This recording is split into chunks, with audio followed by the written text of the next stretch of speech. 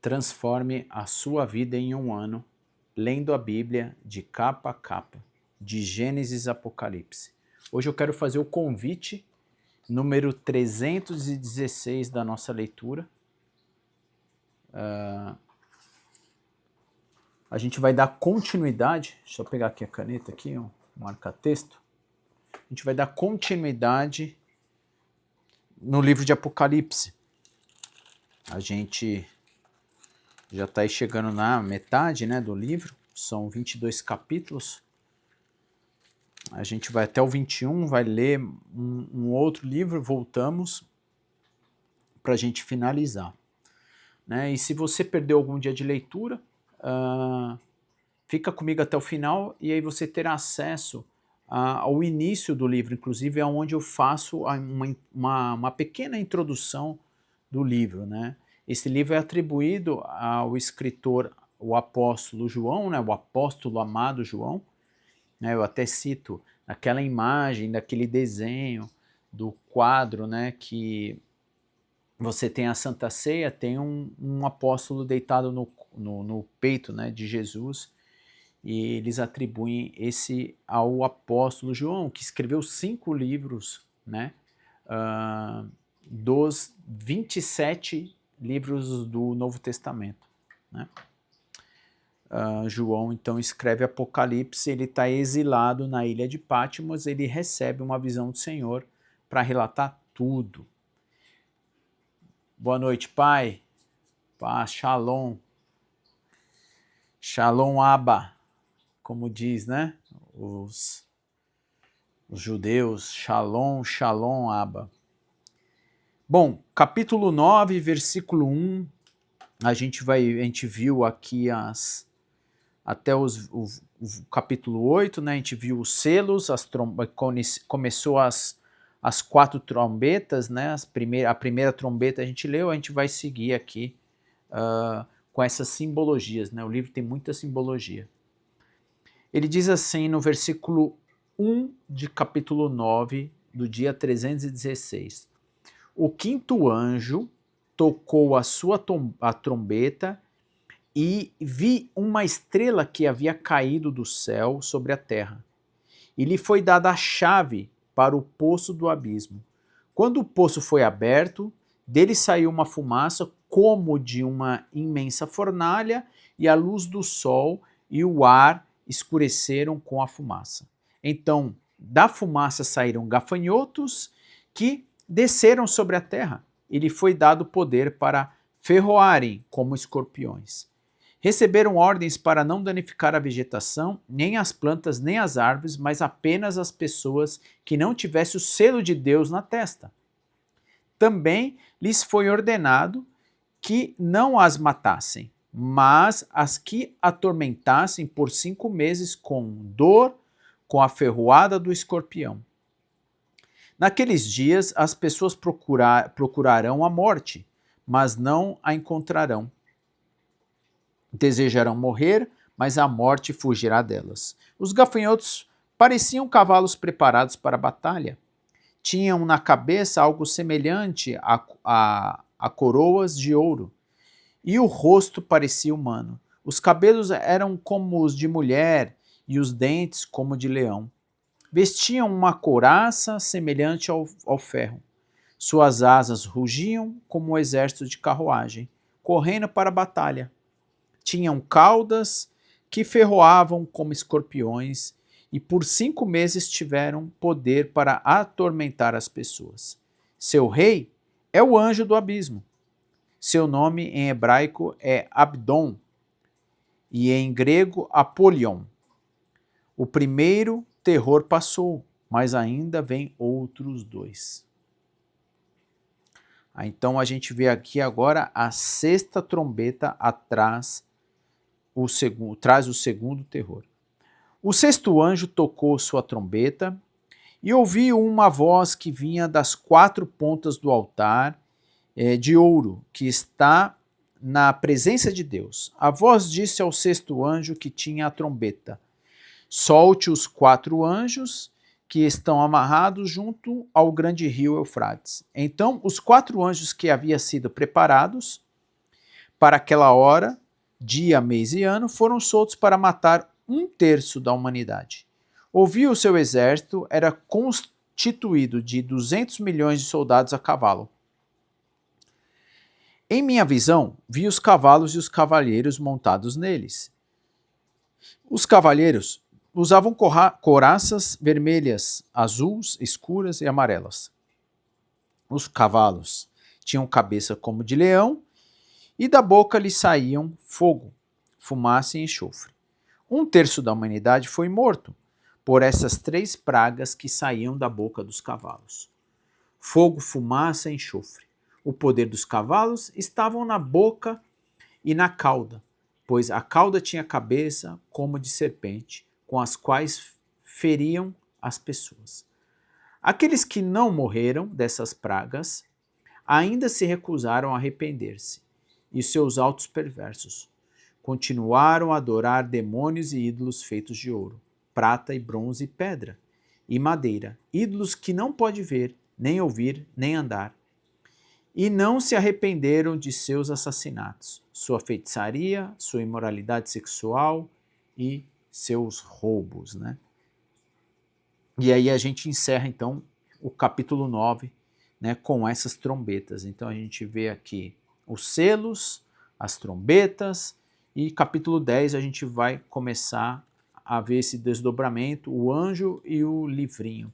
Então vi outro anjo poderoso descendo do céu, envolto numa nuvem, com um arco-íris sobre a cabeça. Seu rosto brilhava como o sol e seus pés eram como colunas de fogo. Tinha na mão um livrinho aberto.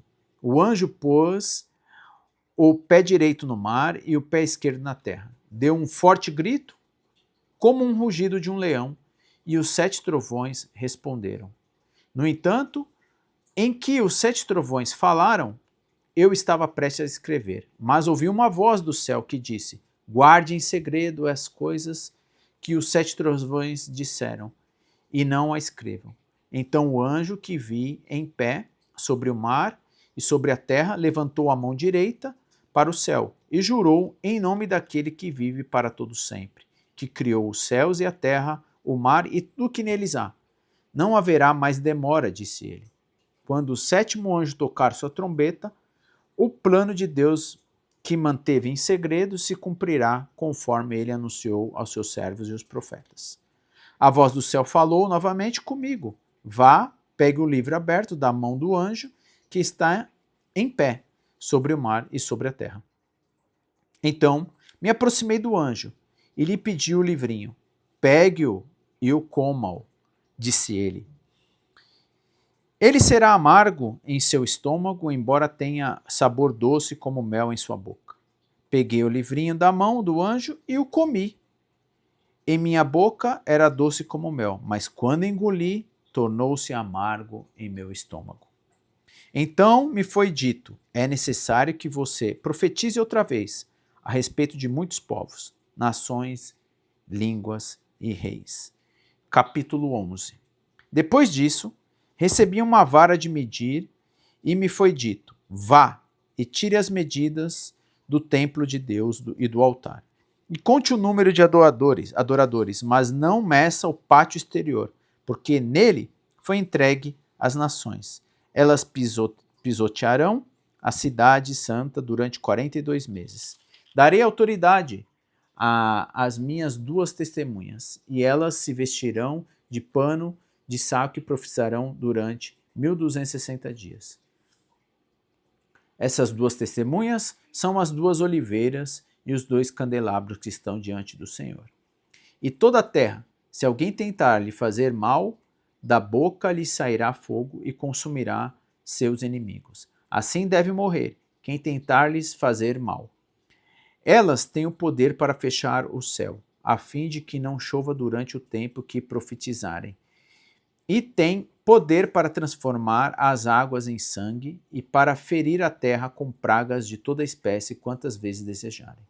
Quando tiverem concluído seu testemunho, a besta que vem do abismo lutará contra elas, e elas as vencerá e as matará.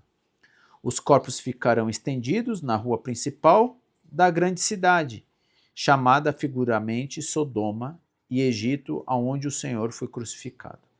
Durante 3 dias e meio, todos os povos e tribos, línguas e nações olharão para esses corpos, e ninguém terá permissão de sepultá-los. Os habitantes da terra festejarão e tocarão presentes entre si, para comemorar a morte dos 2 profetas que os haviam atormentado. Depois desses 3 dias e meio, porém, Deus soprou a vida nos 2 profetas e eles se levantaram, enchendo de terror os que viram.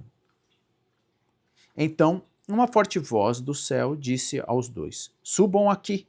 E eles subiram ao céu, numa nuvem sob o olhar de seus inimigos. Nesse momento, houve um grande terremoto que destruiu 1/10 da cidade. 7.000 pessoas morreram. As que restaram ficarão aterrorizadas e deram glória a Deus do céu. O segundo terror passou, mas logo vem o terceiro. O 7º anjo tocou a sua trombeta, e fortes vozes gritaram do céu: O reino do mundo se tornou de nosso Senhor e de seu Cristo. Ele reinará para todo sempre. Os 24 anciãos que estavam sentados em seus tronos diante de Deus se prostraram com o rosto em terra e o adoraram, dizendo: Nós te agradecemos, Senhor Deus Todo-Poderoso, que és e que era, pois agora assumistes teu grande poder e começastes a reinar. As nações se enfureceram, mas agora chegou o tempo de tua ira. É tempo de julgar os mortos e de recompensar teus servos profetas, assim como teu povo santo. Todos os que temem e teu nome, desde os pequenos até os grandes, até o tempo de destruir, todos que causaram destruição na terra. Então se abriu o céu e o templo de Deus, e dentro do templo foi vista a arca de sua aliança. Houve relâmpagos, estrondos e trovões, um terremoto e uma grande tempestade de granizo. Capítulo 12. Então foi visto no céu um grande sinal, uma mulher vestida do sol, com a sua lua sobre os pés e uma coroa de 12 estrelas na cabeça. Estava grávida e gritava por causa das dores de parto e da agonia de dar à luz. Outro sinal foi visto no céu, um enorme dragão vermelho com 7 cabeças e 10 chifres e 7 coroas nas cabeças. Com a cauda arrastou 1/3 das estrelas do céu e as lançou na terra. E quando a mulher estava para dar à luz, o dragão parou diante dela, pronto para devorar a criança, tão logo ela nascesse. Uma mulher deu à luz a um filho, que governará todas as nações com cedro de ferro. E ele foi arrebatado para junto de Deus de seu trono. A mulher fugiu para o deserto, onde Deus havia preparado um lugar para cuidar dela durante 1260 dias. Houve guerra no céu, Miguel e seus anjos lutaram contra o dragão e seus anjos. O dragão perdeu a batalha e ele e seus anjos foram expulsos do céu. Esse enorme dragão, a antiga serpente, foi chamada de Diabo ou Satanás, que engana o mundo todo, foi lançado na terra com seus anjos. Então ouvi uma forte voz que brandava pelos céus. Finalmente chegaram a salvação, o poder, o reino de Deus, de nosso Deus, e a autoridade de seu Cristo, porque foi lançado sobre a terra o acusador de nossos irmãos, que aquele que dia e noite os acusa diante de nosso Deus. Ele os derrotarão pelo sangue do Cordeiro, pelo testemunho deles, não amarraram a própria vida, nem mesmo diante da morte. Portanto, alegre-se, ó céus, e vocês que habitam nos céus, sobre a terra e o mar. Porém, virá o terror, pois o diabo desceu até vocês com grande fúria, sabendo que lhe resta pouco tempo. Quando o dragão percebeu que havia sido lançado na terra, perseguiu a mulher que tinha dado luz ao menino. Ela, porém, recebeu 2 asas, como as de uma grande águia, para que voasse ao lugar preparado para ela, no deserto. Ali será sustentada e protegida da serpente durante um tempo, tempos e metade de um tempo. Então a serpente, com uma torrente de água que fez sair de sua boca tentou afogar a mulher, mas a terra ajudou a mulher, abrindo a boca e engolindo o rio, que foi jorrado na boca do dragão. O dragão se enfureceu com a mulher e passou a lutar contra o restante de seus filhos. Todos que obedecem os mandamentos de Deus e se mantêm fiéis no testemunho de Jesus, então o dragão se colocou em pé na praia, junto ao mar. Capítulo 13, e a gente encerra aqui a leitura. Então, vi sair do mar uma besta. Tinha 10 chifres e 7 cabeças e uma coroa em cada chifre. Em cada cabeça estavam escritos os nomes de blasfêmias. A besta parecia um leopardo, mas tinha pés como de um urso e boca de como um leão. E o dragão deu à besta seu poder, seu trono e grande autoridade. Vi que uma das cabeças da besta parecia mortalmente ferida, mas o ferimento mortal foi curado. O mundo inteiro se maravilhou e seguiu a besta. Adoraram o dragão por ter dado à besta tamanho, poder, e também o adoraram. Quem é tão grande como a besta? Diziam. Quem é capaz de lutar contra ela? Então foi permitido à besta falar grandes blasfêmias, e lhe foi dada autoridade para fazer o que quisesse durante 42 meses. Ela blasfemou terrivelmente contra Deus, difamando seu nome, seu tabernáculo e os que habitam no céu. Foi permitido à besta guerrear contra o povo santo e vencê-lo. E ela recebeu autoridade para governar sobre toda a tribo, povo, língua e nação. Todos os que habitantes na terra adoraram a besta. São eles os que não têm os nomes escritos no livro da vida, que pertence ao Cordeiro, que foi morto antes da criação do mundo. Quem é capaz de ouvir, que ouça com atenção. Quem estiver destinado à prisão, será preso. Quem estiver destinado à morte pela espada, morrerá pela espada. Isso significa que o povo santo deve ser perseverante e permanecer fiel. Então, vi outra besta que saiu da terra. Tinha 2 chifres como de cordeiro, mas falava com a voz de dragão. Exercia toda a autoridade da primeira besta e exigia que a terra de seus habitantes adorasse a primeira besta, cujo ferimento mortal havia sido curado. Realizava sinais espantosos, chegando a fazer fogo descer do céu sobre a terra à vista de todos. Enganou os habitantes da terra com os sinais que lhe foi permitido realizar em nome da primeira besta. Ordenou que fizesse uma grande estátua da primeira besta que havia sido mortalmente ferida e sobrevivido.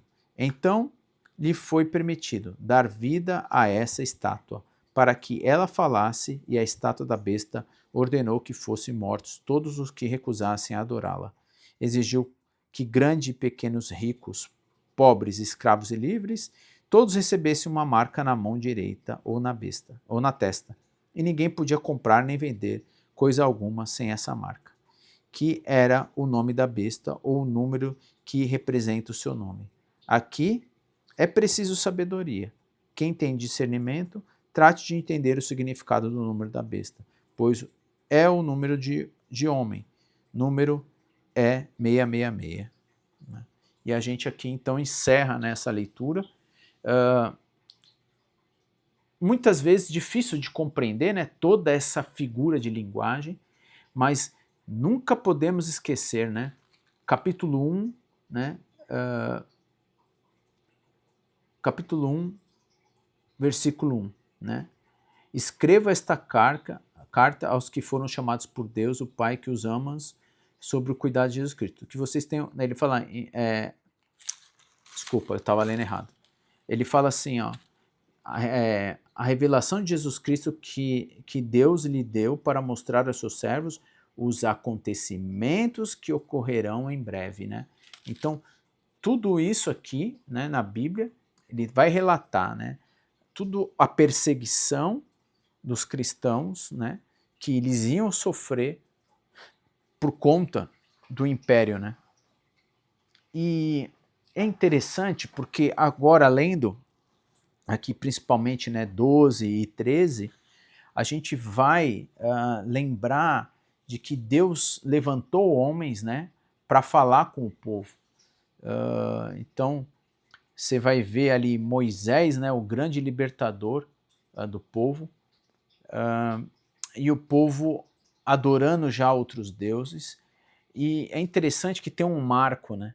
Quando Deus escolhe o profeta Samuel, que é o último, vamos dizer, não o último profeta, mas é o profeta da qual Deus fala com o povo não quis mais ser guiados por profeta, mas queria um rei, né? E a partir daí a gente vê realmente esse governo, né, sendo liderado por um homem, e já ele dizendo, se vocês escolherem, né, um rei, como escolheram o rei Saul, vocês vão se submeter, vão sofrer debaixo desse reinado, né? E de lá para cá, né, o que mais teve foi o povo se sujeitando a esses governos, né? E como esses governos acabaram, por conta do poder, massacrando, né, o povo, gerando cada vez mais pobreza, né? E a gente vê isso nos dias de hoje, né? É muito real isso para a gente, né? E quando há confronto, né? Jesus foi muito confrontado tanto com os próprios judeus, né? O próprio povo que se recusou de reconhecer ele como Messias, né? Até por conta da ameaça do poder, né? Do clero, do sacerdócio, que estava interligado, né? Com a política que existia com o Império Romano, né? Então, esse poder que o mundo exerce, ele é maligno, né? Ele é diabólico, é satânico, né? Ele vai realmente, o reino de Deus, ele vai contrário ao reino deste mundo, né? Infelizmente é assim, né? Nos grandes poderes, e a gente viu aqui, né? Nessa fase, nessa época, né? Depois que Jesus morre, ascende ao céu e a igreja começa a ganhar força e poder, né? Esses 12 homens, né, vai ganhando mais alguns outros, né, 500 seguidores ali, a igreja tão pequena que começa a ganhar tanta força, né? Por quê? Porque o Espírito Santo de Deus está com o povo, né? O Espírito Santo de Deus está com você, está comigo, né? Era necessário que Jesus fosse para que o Espírito de Deus viesse, né? Então, o Espírito de Deus habitando, descendo no dia de Pentecostes, fazendo com que ele habitasse no nosso meio, fez a igreja, né, crescer e ter grande força e poder, mas não um poder de espada, né, um poder de alma, de espírito. E isso realmente contradiz e acaba tendo toda essa violência de perseguição, algumas vezes, né, contra a igreja, né, contra os cristãos, os discípulos de Jesus.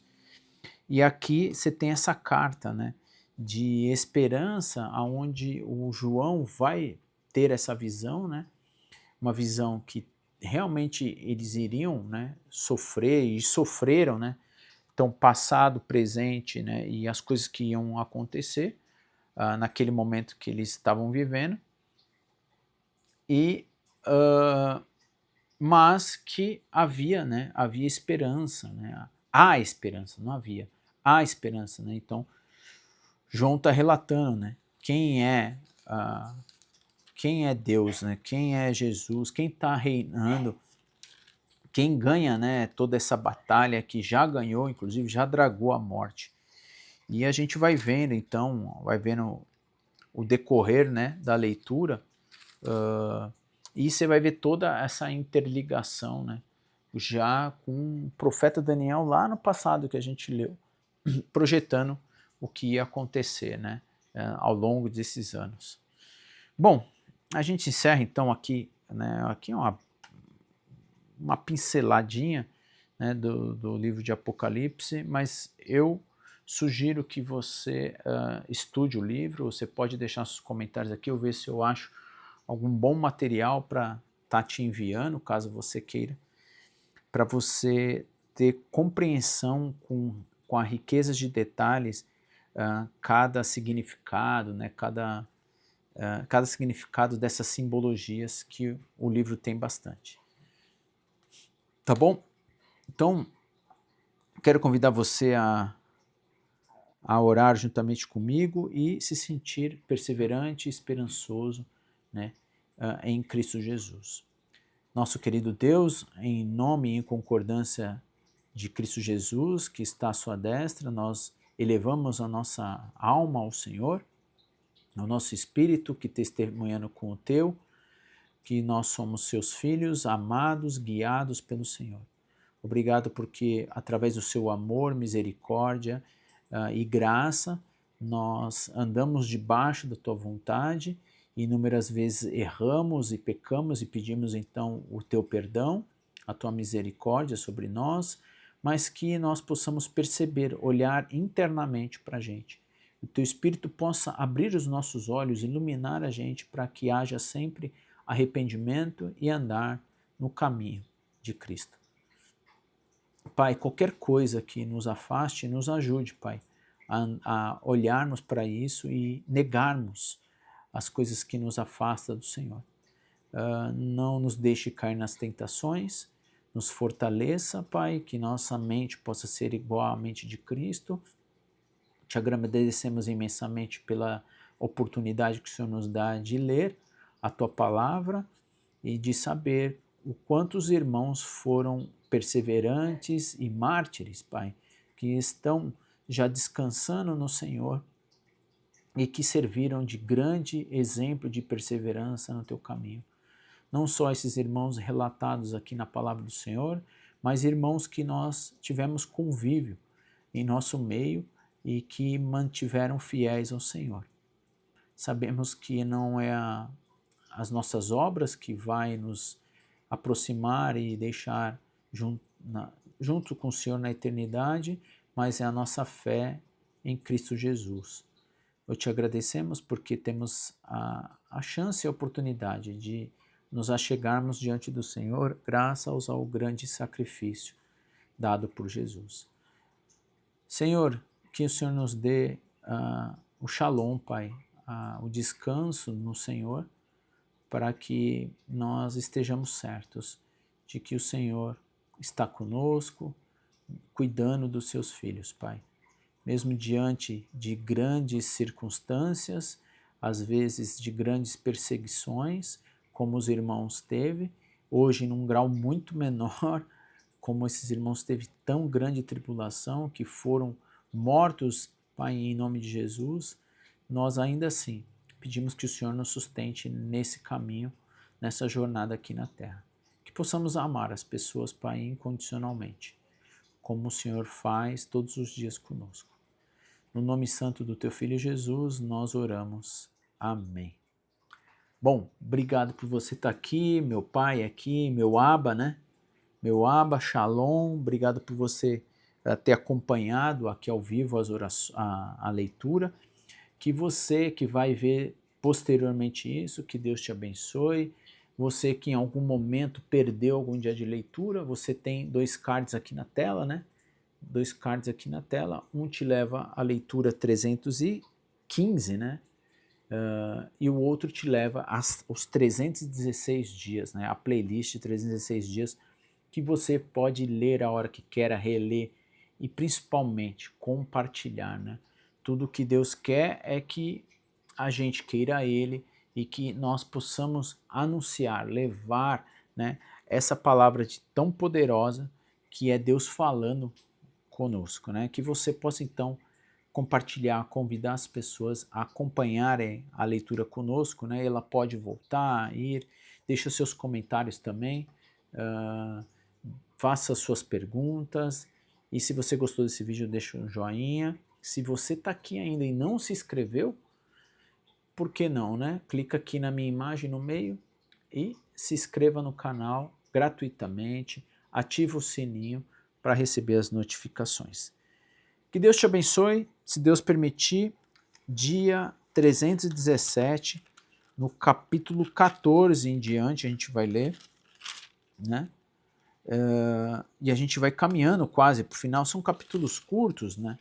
A gente vai ler até, se Deus permite, até o 17, né? Então a gente tem mais 2 dias de leitura, vamos ler mais um livro fora e voltaremos para encerrar. Então mais 3 dias a gente encerra o livro de Apocalipse e a gente vai seguindo, né? A gente já tem mais 2 grandes livros, né? O livro de Ezequiel e a gente encerra com Lucas, né? E tem alguns pequenos aí no meio das leituras, né? Faltando aí 365 dias, né? Faltam 49 dias para a gente concluir toda a nossa leitura. Que Deus te abençoe. Shalom para você.